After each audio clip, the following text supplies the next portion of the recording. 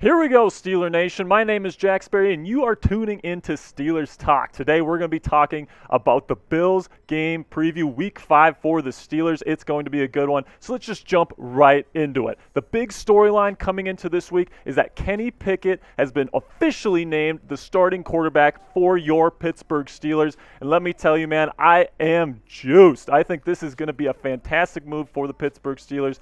I think he's the right man for the job. I think he's a better fit for this Matt Canada offense. He's a much better mental processor. He can go from 1 to 2 to 3 to 4, a lot better than Mitchell Trubisky can. So I think this is overall the right move for the Steelers. So before we get into anything else, I want you to go ahead and like the video if you think that if the move to go with Kenny Pickett this week was the right move and that you're as hyped for it as I am. I am so excited to see this young kid suit up for the Steelers against one of the best defenses in football. Now let's just jump right into the matchup.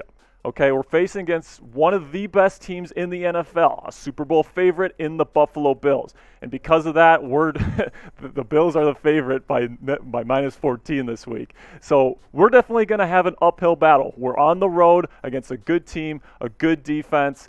And, man, I tell you, this Bills team with Josh Allen coming to town, with Stephon Diggs, the defense is banged up right now. We'll get to that later in the video, but they have a lot of depth. This is going to be a very difficult test for Kenny Pickett in his first ever NFL start, but I can't wait. So let's go back to last year's Week 1 matchup between these two squads, and the Steelers came out on top. So there's at least a little bit of hope for Steeler Nation out there that, I mean, you look at these two coaching staffs, they were there last year. There's obviously some changes. Ben Roethlisberger isn't here anymore. Juju Smith-Schuster isn't here anymore. So there are some changes, but overall, same coaching staffs, relatively the same schemes. And so going into it, I actually feel okay that the Steelers, at least from a schematic standpoint, can hold up to this team. Okay, guys, before we get into anything else in the show, I want you guys to predict who is going to win this week between the Steelers and the Bills. Type PIT in the comments if you think the Steelers are going to win. Type BUF in all caps if you think that the Bills are going to win. All right, so let's go over some Steelers injuries, okay? Obviously, we know that the Steelers are a little banged up right now, particularly with some of their best players on defense. TJ Watt has been out the last couple of weeks. Minkah Fitzpatrick has been dealing with a knee, but he's looking like he's going to play. And same thing with Cam Hayward. Both Fitzpatrick and Hayward finished the game against the Jets, but they are managing some issues this week. Then Terrell Edmunds, he's questionable with a concussion, with everything going on right now in the NFL with concussion protocol. I would lean on the side that Edmunds isn't going to play. Then with Cam Sutton, hamstring and a groin, he's dealing with a couple issues. And then Ahkello Witherspoon has been deemed out for this week with a hamstring. Okay, so let's go to the Steelers' safety depth chart with this new information. Minkah Fitzpatrick and Terrell Edmunds could still be the starters this weekend. But if they aren't, let's look at the backups. So Norwood and Killebrew is what we'll be looking at if Edmunds and Fitzpatrick can't go this weekend. KZ is suspended, so we're looking at something here where it doesn't look great for the Steelers safeties if neither of these guys can go. Let's move over to the cornerback depth chart now. Ahkello Witherspoon injured. He's the left cornerback usually. Sutton, who's also injured, right cornerback, and then Mollett is the nickel, and then James Pierre and Levi Wallace will be backing up Sutton and Witherspoon. They'll be the starters if neither of those guys can go. Witherspoon is for sure out, so it'll be interesting to see if Pierre or Wallace will take his place this weekend, but fingers crossed that Sutton is able to go.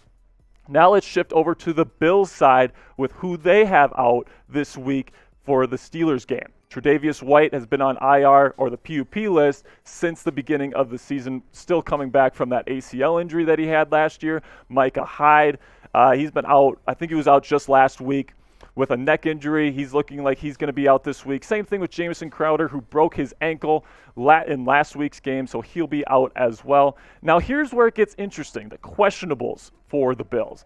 Ed Oliver and Jordan Phillips, their two starting defensive tackles, are questionable. So if those guys are out, that means that the middle of their defense is going to be exposed. So look for Najee Harris to get some nice production up the middle if neither of those guys are able to go this week. Then Christian Benford, the rookie corner, broke his hand or fractured his hand a couple weeks ago. It's looking like that he's probably not going to play, but he is technically questionable so far going into the week. Then Isaiah McKenzie, wide receiver, has a concussion, questionable. Same thing with Terrell Edmonds, the concussion protocol stuff. The NFL is being very, very cautious with that, with the head injury stuff, so it doesn't look likely that McKenzie's going to play this Sunday either, but there is still a chance. Okay, so in the comment section, I want you to predict the score for Steelers versus Bills. I've already asked you to give me who you think is going to win. Now I want you to go to the comments and tell me what you think the score is going to be.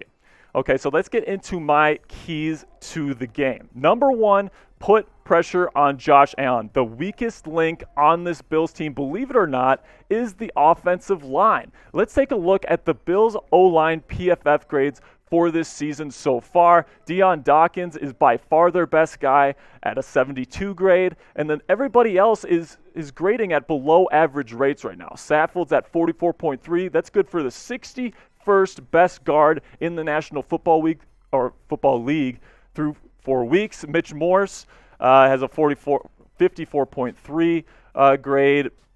He's the 26th ranked center, which isn't great, of course. Ryan Bates, 53.4, and then Spencer Brown at 58.9. So here's the thing with this.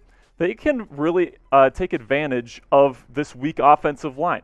I know that some of the pass rushers for the Steelers are banged up right now. TJ Watt won't be in here for this one. And last week, what I want to show you guys is that we got 3 sacks versus the Jets last week. Now, I know the Jets' offensive line is banged up, especially at tackle. It's not very good.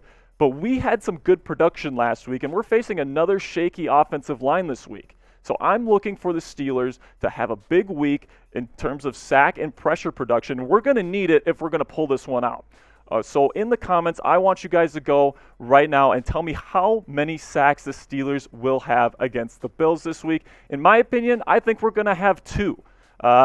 Josh Allen's pretty escapable. Like he's got some great escapability, very athletic. I think we're going to get home. I think there's going to be high pressure rates. I just think it's going to be just 2 sacks this week for the Pittsburgh Steelers. My number 2 key to the success in this game is to shorten the game overall. Listen, the Bills' offense is explosive, and the Steelers' offense, well, let's just say it hasn't been as explosive to start 2022. So the key to success in this one for me is that we need to limit the Bills' time of possession. We need to shorten the game so that they score as little as possible, so that we have a chance at the end for a Kenny Pickett game-winning touchdown drive. If we're able to do that, if we're able to keep the clock moving with the run game, with short passing game, all these things, being methodical down the field, not turning the ball over, all these things, we should be able to be there at the end and have a shot to win it. Then my number 3 takeaway is play a clean game. So not only do we need to get the run game going, the quick passing game going, but we can't afford like a big turnover, like a Gunnar Olszewski muffed punt, or we can't afford a big pick 6 from Kenny Pickett. It's going to have to be a clean game. We're going to have to win the turnover battle, and we're going to have to do everything that we can to shorten the game and then not give the Bills any opportunities to score that they don't earn on offense. So here at Steelers Talk, we are very, very close to 18,000 subscribers. Please, please, please help us get to that number by subscribing now for daily Steelers content and analysis. Let's get into my final score prediction. Bills win 31-17.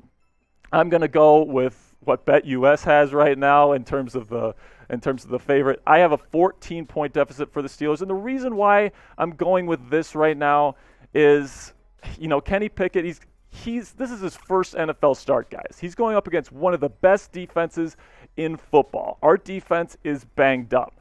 To be honest with you, if Kenny Pickett shows some good things, shows some quality passes, and, we put up a good fight, and I think we will, I will be happy coming out of this one. The next 4 games are obviously really, really tough, and this is probably the toughest game out of the gauntlet that we have over the next 4 weeks.